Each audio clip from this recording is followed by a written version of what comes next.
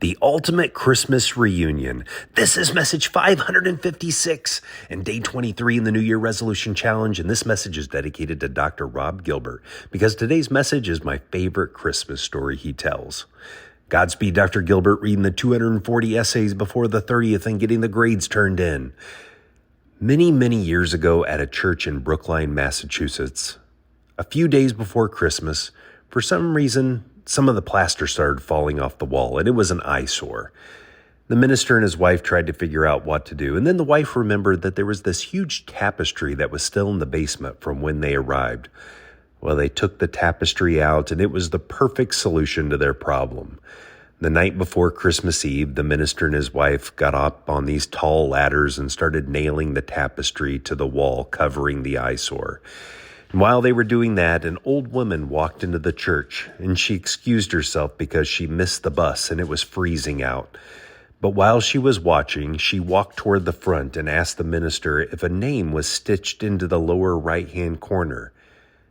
And the minister looked and said, "Yes, there's the name Maria is in red thread."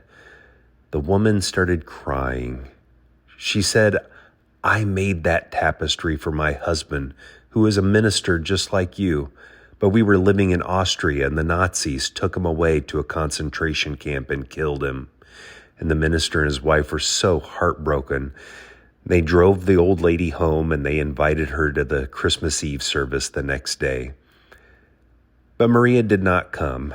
At the end of the Christmas Eve service, the minister and his wife greeted everyone on the way out of the church. And when they walked into the front of the church, they saw an old man sitting in the front row staring at the tapestry. And he said, "Excuse me, minister, my eyes are failing me. Could you tell me if there's a name stitched in the lower right-hand corner of that tapestry?" The minister said, "Yes, sir, the name is Maria."